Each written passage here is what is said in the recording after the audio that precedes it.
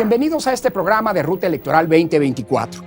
Nuestro proceso electoral está integrado por una serie de etapas, actos y decisiones que están a cargo de las autoridades electorales responsables de conducir las elecciones. En esta sección vamos a hablar precisamente con Bárbara Torres de cuáles son y qué funciones realizan las autoridades electorales en nuestro país. Acompáñenos.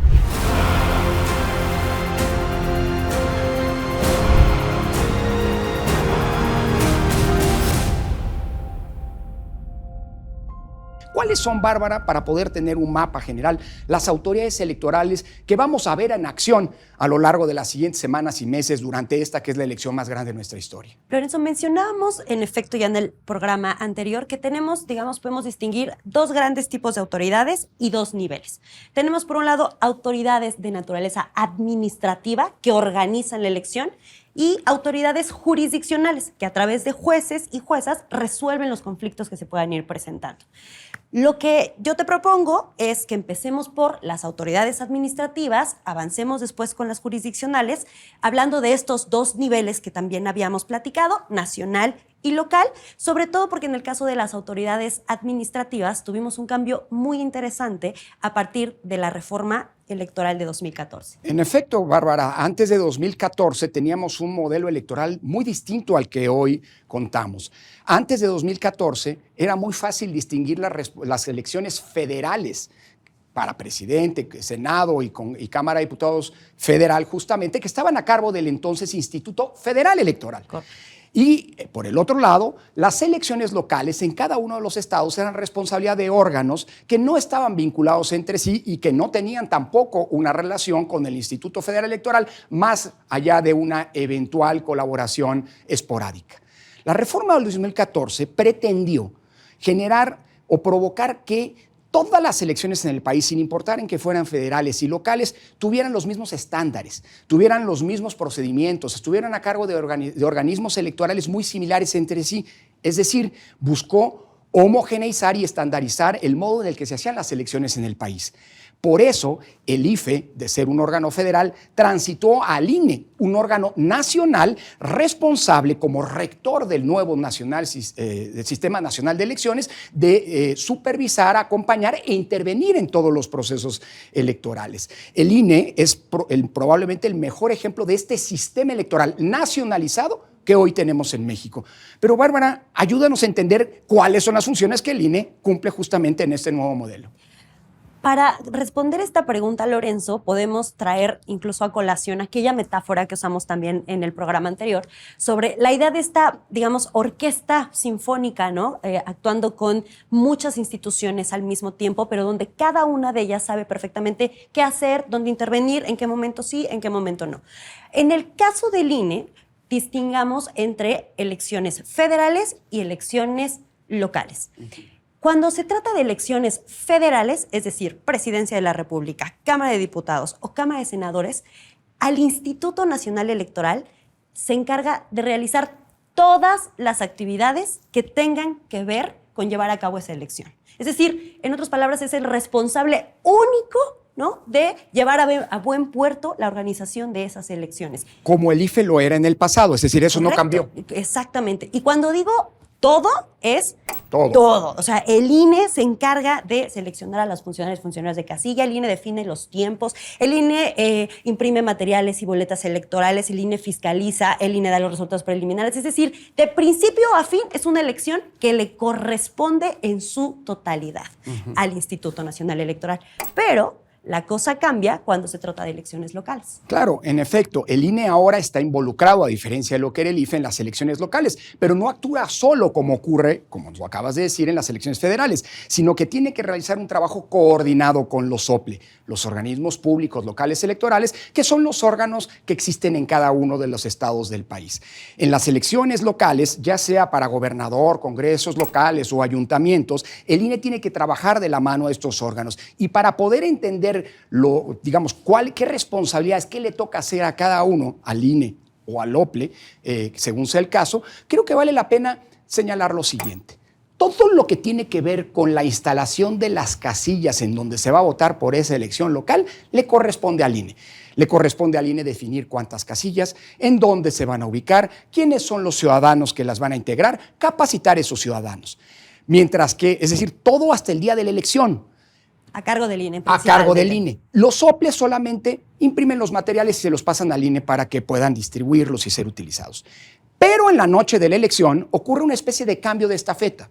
Es decir, una vez que se cierran las casillas, se llenan las actas, se le pasa esa estafeta al OPLE, que es el responsable de dar los resultados preliminares, hacer los cómputos finales y finalmente declarar los ganadores de cada elección. Creo que esta es una buena manera para poder entender cómo la coordinación entre el INE y los soples es fundamental. Es una especie, vuelvo a insistir, de cambio de estafeta en este sentido. Trabajan de manera coordinada. Exactamente. Ahora, ¿cómo se designan los soples? ¿Quiénes son los soples? ¿Quiénes integran a los soples, Bárbara? Mira, pones con tu pregunta un tema central, porque precisamente otra de las cosas que, digamos, distingue a este sistema nacional electoral es que las consejeras y los consejeros electorales de los OPLES son hoy designados por el INE como autoridad rectora nacional, ¿no? Ojo, este nombramiento no los convierte en subordinados, digamos, Correcto. de los consejeros y consejeras nacionales. No son sus empleados, no son sus trabajadores, sino, es decir, no existe una lógica de jerarquía entre ellos, pero, como hemos platicado, sí existe una lógica de coordinación. Porque lo que sí puede pasar, porque el marco jurídico así lo permite, Lorenzo, es que el INE puede emitir criterios o lineamientos generales respecto de las elecciones que los soples están obligados a cumplir y seguir. O sea, el INE no es superior jerárquico, pero sí dicta las directrices del proceso electoral y supervisa que todos la cumplan. Correcto. Es decir, es el órgano al que todos los soples están obligados, digamos, a responder al unísono. Solo acá sería muy, muy interesante porque creo que con esta idea podemos cerrar el tema de las autoridades administrativas y pasar a hablar de las jurisdiccionales. Me parece muy pertinente porque los órganos jurisdiccionales no los vemos todos los días. Creo que para entender, lo decías ya hace unas semanas, para entender el rol de la justicia electoral hay que entender que actúan casi siempre cuando hay alguna impugnación, es decir, alguna queja en contra del trabajo que realizan el INE o bien los soples. Desde este punto de vista también vale la pena, siguiendo lo que nos decías hace unos momentos, distinguir entre los órganos jurisdiccionales, es decir, el Tribunal Electoral del Poder Judicial de la Federación y los órganos electorales que tiene cada uno de los estados. Igual que hay un OPLE por estado, también hay un tribunal local por estado. Correcto. Y para poder saber qué hace, qué competencia tiene cada uno de ellos, la manera más sencilla de hacerlo es decir, todo lo que hace el INE de entrada se impugna ante el Tribunal Electoral y todo lo que hacen los soples se impugna ante los tribunales locales, con un detalle adicional. Las decisiones de los tribunales locales que revisan los actos de los soples a nivel estatal pueden eventualmente ser llevadas a la jurisdicción del Tribunal Electoral del Poder Judicial de la Federación cuando hay alguna violación constitucional, lo que convierte a este tribunal en la última instancia en absoluto en materia electoral. Y un dato adicional, hay un solo caso, y lo vamos a ver en estas elecciones, en el que el Tribunal Electoral del Poder Judicial de la Federación no tiene que recibir impugnaciones para poder actuar. Es decir, la calificación de la elección presidencial. Sí o sí, cuando hay elecciones presidenciales, la última palabra, el último órgano que tiene que calificar estas elecciones es la Sala Superior del Tribunal Electoral del Poder Judicial de la Federación. Y estas elecciones, como habíamos dicho, son elecciones muy grandes, Bárbara. Justo pensando en la dimensión de las elecciones del próximo año, Lorenzo, donde vamos a tener elecciones federales, ¿no? Presidencia, Cámara de Diputados, Cámara de Senadores y elecciones locales en las 32 entidades del país. Esto significa que vamos a ver que se van a activar todas las autoridades electorales de las que hemos venido estando platicando. INE, OPLES, tribunales locales, todas las salas del Tribunal Electoral. Es decir, vamos a ver al Sistema Nacional de Elecciones actuando en su máximo esplendor. Como te gusta decir, nos has querido literalmente una orquesta sinfónica. Literalmente tocando toda la melodía al máximo volumen, digamos. Pero, Lorenzo, me queda una última inquietud y déjame que este balón te lo eche en tu cancha. Si ya dijimos que las autoridades administrativas organizan la elección y las autoridades jurisdiccionales resuelven conflictos, ¿Qué pasa con los llamados delitos electorales? Es un buen punto porque muchas veces estos órganos que se llaman fiscalías electorales se nos olvidan.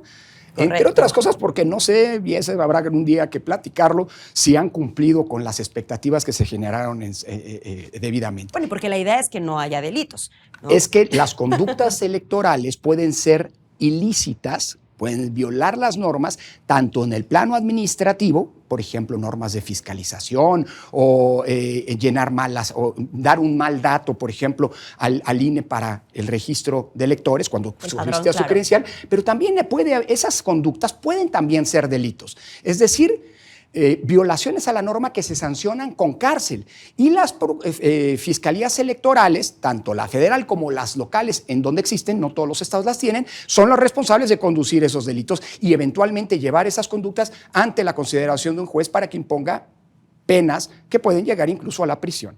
Pero estas, digámoslo así, completan lo que algunos han llamado como un trípode electoral. Autoridades administrativas, autoridades jurisdiccionales y también estas fiscalías de las que a veces nos olvidamos y qué bueno que lo recuerdas porque ahí están y son indispensables. Cierto.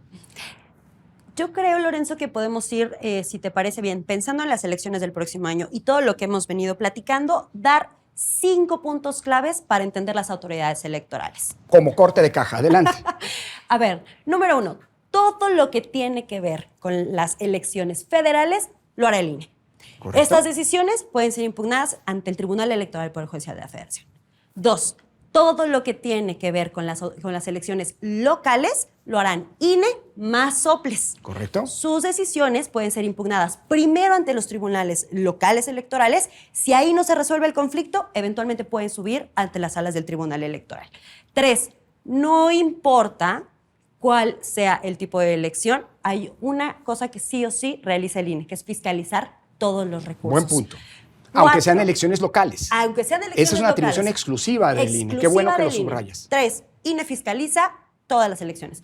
4. La máxima autoridad electoral en este país se llama Sala Superior del Tribunal Electoral del Poder Judicial de la Federación, quien además eventualmente será quien califique las elecciones. Este país no hay otra autoridad, no la califica ni los partidos, no la califican las y los candidatos que salgan primero a decirse ganadores, no la califican los ministros, no la califica el presidente, no la califica la califica el Tribunal Electoral a través de su Déjame sala decirlo superior. de esta manera. Quien nos va a decir quién va a ser el próximo presidente o presidenta en este país en esta elección es la Sala Superior del Tribunal Electoral del Poder Judicial de la Federación. Correcto. 5 y último punto. Ante eventuales delitos electorales, contamos con fiscalías especializadas que más bien son como de orden penal, digamos. Y yo con esto cerraría. ¿Cómo ves, Lorenzo? Me parece muy bien. El día de hoy hemos hablado de las autoridades que están a cargo de esta elección. En una próxima ocasión hablaremos de cuáles son los actores políticos que están regulados precisamente por estas autoridades y que son, por cierto, los protagonistas de la contienda electoral para definir quiénes nos representan políticamente y quiénes nos gobiernan. Quédese con nosotros porque en breve vamos a estar con Carlos Ferrer para hablar del periodo de prevención que anticipa las precampañas y de una serie de medidas cautelares que, una vez más, se han emitido en contra del presidente López Obrador. Claudia Sheinbaum Pardo. Yo, Xochitl Gálvez, de origen ñañú, de Tepatepec, Hidalgo, acepto con gran orgullo el honor de coordinar los esfuerzos del Frente Amplio por México. Vamos a ganar el 2024. Vamos a ganar las gubernaturas. Y va a haber presidenta de la República y será de la Cuarta Transformación. El 7 de septiembre arrancó formalmente el proceso electoral 2023-2024. Del 7 de septiembre al 5 de noviembre corre un periodo de prevención, en el cual estarán prohibidos el proselitismo, la propaganda y las expresiones que contengan llamados al voto. En caso de violar estas disposiciones, se podría negar el registro de alguna candidatura. En otras palabras, Xochitl Gálvez y Claudia Sheinbaum deben cuidar sus acciones, al menos hasta el 5 de noviembre. Ese periodo de prevención, estipulado por la Ley General de Instituciones y Procedimientos Electorales, busca mantener la equidad en la campaña y castigar actos anticipados de precampaña o de campaña. Previo a este inicio formal, los aspirantes de las coaliciones gubernamental y opositora recorrieron el país durante más de 3 meses en busca de simpatías y para obtener firmas de apoyo.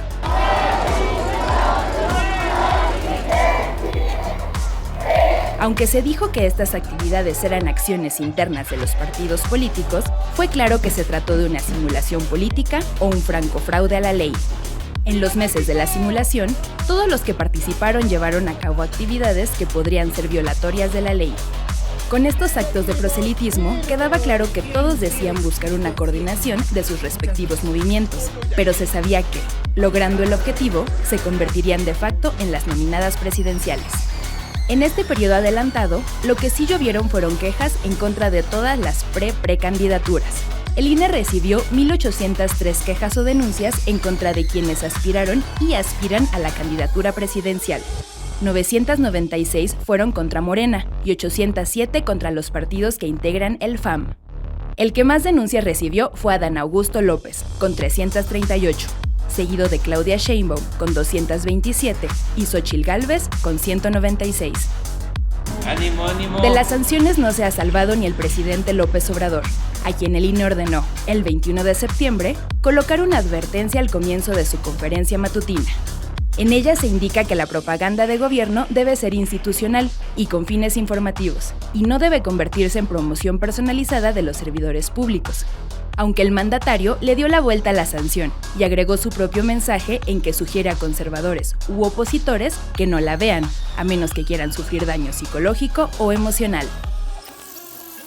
Bueno, tenemos 2 temas que la nota nos ha anticipado. Por un lado, estas precampañas anticipadas y por el otro lado, la enésima medida cautelar emitida en contra del presidente López Obrador por expresiones de dudosa constitucionalidad. Para hablar de ello nos acompaña Carlos Ferrer, quien fuera durante 9 años, Carlos, el titular de la Unidad de lo Contencioso Electoral, es decir, el responsable justamente de conocer de las quejas y denuncias que sobre estos temas se presentaban. Si te parece, Carlos, a mí me gustaría arrancar con las precampañas, con la primera de los temas que la nota que hemos escuchado nos anticipaba. Las precampañas es un fenómeno relativamente reciente. Hasta 2007 no estaba regulado en la ley y en la Constitución y fue el resultado de una demanda de construir condiciones de equidad en la competencia. Para entonces, el antecedente inmediato había sido Vicente Fox, que como gobernador de Guanajuato había iniciado sus tareas de proselitismo en pos de la candidatura presidencial 3 años antes del año 2000, con lo cual obtuvo una ventaja que se consideró, pues no era, aunque no estaba prohibida por la ley, pues no era debida, no era correcta en un escenario de una competencia democrática. A partir de entonces se reguló esta figura de las precampañas en 2007 y desde entonces, pues 15 años han venido normando nuestros propios procesos. La idea de las precampañas es que haya un periodo específico en donde todos quienes aspiran a un cargo de elección popular, pues tienen que desplegar sus tareas de proselitismo dentro de ese periodo establecido. ¿Cuáles son las normas, para ayudarnos a entender, Carlos, las normas que regulan y que desde hace 15 años están vigentes este periodo particular que llamamos precampañas? Claro que sí, déjame explicarte 3, digamos, grandes fases o normas bien importantes que conoces muy bien, Lorenzo. La primera tiene que ver con actos anticipados de precampaña. Correcto. La ley expresamente establece que aquella persona que promueva o realice expresiones que expresamente soliciten el voto a favor o en contra de alguna otra persona o partido político, incurre en actos anticipados de precampaña. Si los hace fuera del periodo No se legal. vale. Segunda norma, del inicio del proceso electoral, es decir, ahora de septiembre, al inicio de las precampañas, 5 de noviembre de este año, nadie puede realizar actos anticipados, nadie puede realizar actos de precampaña, nadie puede solicitar el voto, nadie puede buscar expresamente la candidatura de su partido político. Tercera gran norma, quien viole esta disposición, dice la ley, quien se adelante a los tiempos que decías, puede ser sancionado incluso con la pérdida de su registro para ser candidata o candidato a un cargo de elección popular. Entonces, digamos, son 2 grandes normas de contenido, el que no pueden decir, no pueden pedir el voto, y una temporal. En este periodo no pueden hacerlo. Ahora, estamos en un contexto, a partir de lo que nos has dicho y como la nota sugería, pues complejo, por decirlo menos, porque creo que nadie duda a estas alturas que Xóchitl Gálvez por parte del Frente y Claudia Sheinbaum por parte de la coalición gobernante aspiraron, son y van a ser las candidatas presidenciales.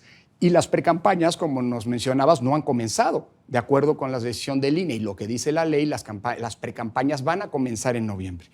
Y me parece que estamos frente a entonces a una simulación. No creo que sea inédito, tú lo conoces mejor que nadie porque fuiste el responsable de vigilar estas conductas, que haya quien intente adelantarse. A los políticos, a mí me gusta decir, les da por escribir libros, quién sabe por qué, cada vez que va a arrancar una elección. Y paradójicamente esos libros acaban teniendo más espectaculares promoviéndolos con la cara que tiraje. Pero eran casos aislados. Es decir, me parece que tenían que medirse en su coyuntura específica. Hoy estamos ante una coyuntura diferente. Tanto Morena y los partidos coaligados de la coalición gobernante, como el Frente, emitieron sendas convocatorias para nombrar a sus coordinadores o constructores o responsables de la construcción o lo que tú quieras, como lo quieras llamar, y esas normas, esas convocatorias fueron avaladas tanto por el INE como por el Tribunal Electoral, lo cual nos abre un problema no menor, parecería una simulación validada. No pone esto en riesgo este periodo de equidad que buscan precisamente las precampañas. Carlos. Desde mi perspectiva, sí. Y yo agregaría lo que dices, que por primera vez en la historia moderna de nuestro sistema electoral, el Tribunal Electoral legaliza lo ilegal. Es decir, si lo que pretende la norma es evitar que se anticipen y que empiecen antes de tiempo, pues ahora les dieron la llave, la puerta y la manera de hacerlo de aquí en adelante. Ya les dieron la fórmula, Lorenzo, para violar la ley abiertamente. Y, insisto, si no les gusta la ley, que se cambie, pero la ley tiene una razón de ser. Claro. Y entre ellas, pues, se debe de cumplir.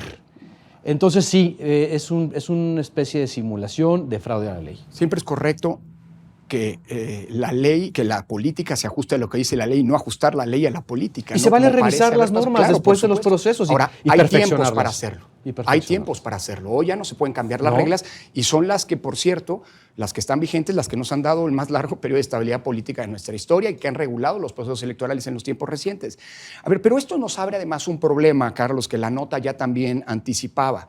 Nos acabas de mencionar como el segundo de los 3 puntos que existe una especie, algo que en la jerga electoral, en el ámbito electoral se conoce como periodo de prevención, es decir, un periodo de atención particular que va desde que arranca el proceso electoral, cosa que ya ocurrió el 7 de septiembre, hasta que arrancan formalmente las precampañas, que son el 5 de septiembre. Es un momento de, me gustaría decirlo así, para que nos entienda la audiencia, de esténse quietos todos, porque este es un momento de particular atención. ¿Por qué se habla de periodo de prevención, Carlos? Sí, porque se trata de una fase en la que no pueden hablar, expresarse ni pedir el voto. Es decir, durante este tiempo, septiembre a 5 de noviembre, quienes aspiren a ser registrados como candidatos o candidatas a un cargo de elección popular no pueden, es silencio, esténse quietos, quietas, no pueden promover una precandidatura, ni mucho menos una candidatura, en teoría. Bueno, oye, y tenemos un pequeño problema. Ya tenemos candidatas, las 2 principales candidatas, a menos que nos creamos eso de que hay quien es responsable de cuidar la transformación y de construir el frente, que esos son eufemismos. Ya tenemos candidatas. No creo que ninguna de las 2 esté dispuesta a firmar un documento diciendo no, que ellas estaban buscando otra cosa y no la candidatura presidencial. Dicho lo anterior, en este periodo tenemos un problema. Si tienen que estar quietas, digamos, mantener silencio en este periodo de prevención, pues bueno, las quejas pueden venir y, como nos decías, pueden ser sancionadas eventualmente con la cancelación de candidaturas. Hay un dato que a mí me gustaría que nos hagas entender, pero creo que la condición entre Claudia Sheinbaum y Xóchitl Gálvez es distinta. Xóchitl Gálvez sigue siendo senadora. El hecho de que sea senadora no le da ciertas ventajas o ciertas posibilidades de seguir haciendo. ¿Podría como senadora llamar al voto y consecuentemente darle la vuelta a estas normas? No, y lo que comentas es bien importante. Déjame aclarar una cuestión.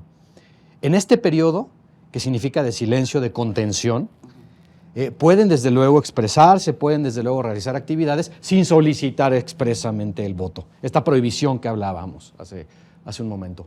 Ahora, el hecho de que una de ellas conserve un puesto de elección popular, un cargo público, no significa que tenga una autorización o permiso para violar la ley. De acuerdo. Debe de sujetar su actuar a la disposición jurídica de la Constitución y cumplir con su función, en este caso de senadora, sin solicitar el voto, sin realizar actos proselitistas. No, su condición de senadora no le da derecho ni autorización a violar la ley. Incluso diría una cosa, la libertad maximizada que la propia ley, la Constitución y los antecedentes le dan a todos los legisladores es solamente para su función legislativa, no es para Por que ande supuesto. haciendo campaña. Es decir, seguramente podrá participar y tener esas garantías en los debates parlamentarios, pero no en la calle. ¿Es así? Totalmente, así es. Oye, Carlos, a mí me da la impresión que esto genera problemas. Problemas tanto para el arbitraje, porque el INE y el Tribunal Electoral fueron condescendientes, como decíamos, en legalizar esto que la ley prohíbe, por un lado, pero también en la buena conducción o en la litigiosidad del propio proceso electoral. Para decirlo de alguna manera, parecería, y déjame usar esta metáfora, a ver si coincides, parecería que en los primeros 10 minutos del partido el árbitro dejó que se dieran de patadas y que se violaran todas las normas. Le va a costar, esa es mi preocupación, mucho al árbitro empezar a sacar tarjetas una vez que permitió esto. Pero si no lo hace, el partido se puede desbordar, por un lado. Y por el otro lado ya oíamos las cifras que son en muchos sentidos inéditas de las quejas que ya se han estado presentando. Y las que faltan, Lorenzo. Y las que faltan. Es más, y sobre eso quisiera una reflexión, ¿no crees que, bueno, alguien va a perder la elección? Siempre pasa, no todos ganan, no hay tantos cargos para que todos ganen.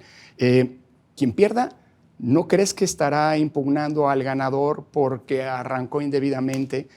Y no creo que vaya a ser una gran justificación, todos lo hicieron. Déjame empezar con tu primer comentario. Desde mi punto de vista, las propias autoridades electorales se metieron en una especie de corral que le está generando tensión. Claro. Mucha tensión.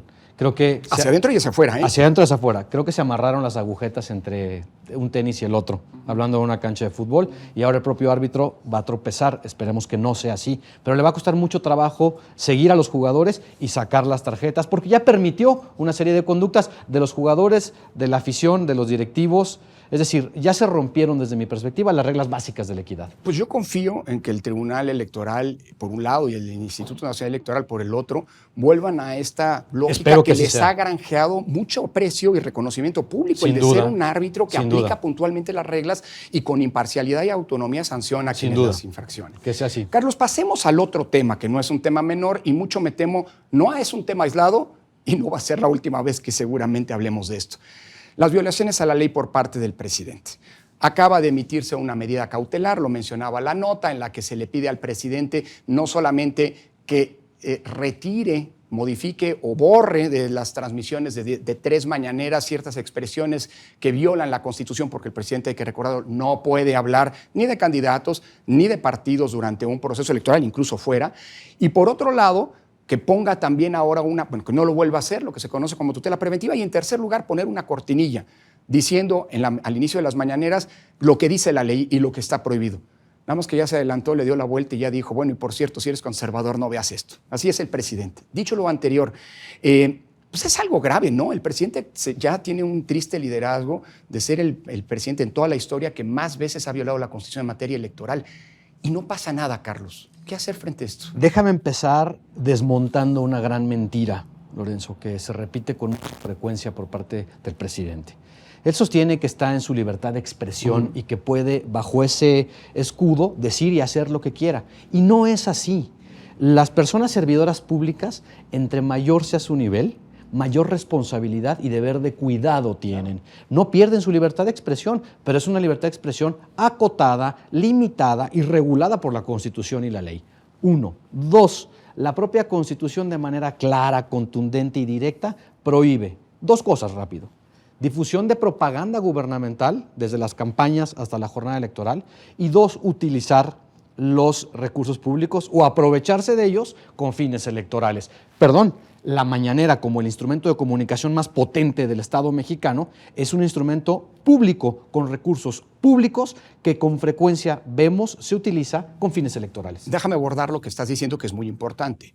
Propaganda gubernamental se ha entendido como promover las obras de gobierno, exaltar logros. Exaltar logros y demás. Y eso es en buena medida lo que se debe, a lo que la mañanera está dedicada, bajo la premisa de que están informando. Y por el otro lado, el presidente al pronunciarse en una mañanera, ¿qué implica? Gasto de recursos públicos, hay una producción, se transmite la señal, se promueve, etcétera, etcétera, está eventualmente infringiendo lo que dice, o puede infringir lo que dice el artículo 134 constitucional. ¿Qué consecuencias puede haber de esto? Porque, por cierto, tú fuiste la única persona en México, no sé si sea bueno o malo recordarlo, pero lo recuerdo porque es un dato subjetivo, que amonestó al presidente por violar una cautelar que no acató en su momento. ¿Qué consecuencias puede haber? Entiendo que ya hay otra amonestación posterior, bueno, pero... ya son dos. ¿Y no la pusiste tú? No. Bueno, ya son dos. Ya son dos. A ver, para que quede claro, hay dos grandes fases. La primera fase tiene que ver con las medidas cautelares, estas medidas de las que hablábamos, que suspenden provisionalmente, como la cortinilla esta. En ese sentido, el INE sí tiene ciertos dientes para decir, llamar la atención, amonestar, multar a algún servidor público, pero son medidas de apremio. Ya en el fondo, el INE y el tribunal no pueden sancionar a los servidores públicos. Este es un tema que hay que revisar de la ley. En todo caso, la sanción la tienen que aplicar los superiores jerárquicos, claro, ¿es así? Porque cuando se comete una violación, se le manda el expediente al superior jerárquico del servidor público infractor para que sancione. Esto es un poco una imperfección de la ley. Y el presidente... No tiene superior jerárquico. Déjame hacerte, bueno, eso habrá que revisarlo, pero ya habrá tiempo. Los tiempos de reforma electoral vendrán después. Oye, ¿y los medios de comunicación? Creo que también me da la impresión son responsables si ellos ayudan a reproducir una ilegalidad. A lo mejor de aquí en adelante, sabiendo que el presidente ha violado y va a seguir violando la ley, porque eso me queda claro, bajo la premisa de que no me vengan con que la ley es la ley, creo que no se va a contener de aquí para adelante. Al contrario, se va a erigir como jefe de una de las campañas políticas y detractor de la otra. Un medio de comunicación viola la ley, te pregunto, Carlos, si transmite una mañanera en donde claramente el presidente está violando lo que dice la Constitución, es decir, hablando mal de algún candidato o viendo un candidato o haciendo una exaltación, propaganda gubernamental de los logros de gobierno en el periodo que está prohibido por la Constitución? Sí, mi respuesta es sí. Desde luego habría que ver caso por caso porque es un tema muy específico, pero yo te diría, una cosa es cobertura noticiosa, genuina, auténtica, libre, que desde luego tiene cobertura jurídica, y otra cosa es que a sabiendas o con la fuerte sospecha de que el presidente va a violar la ley todos los días o con mucha frecuencia, den cobertura en vivo o continua o transmitan o reproduzcan toda la conferencia mañanera y esto constituya o contenga propaganda gubernamental en periodo prohibido. Consecuencia, el medio de comunicación también podría ser responsable. Bueno, con estas palabras, Carlos, nos vamos. Creo que es importante reiterar que todos en una democracia somos corresponsables de que esta funcione bien, que una elección llegue a buen puerto. Y los medios también en su trinchera son corresponsables de esta tarea colectiva. Muchas gracias, Carlos, por habernos acompañado. Me temo que habrá ocasión de seguir discutiendo sobre estos temas. Gracias a usted por acompañarnos y nos vemos en la siguiente emisión de Ruta Electoral 2024.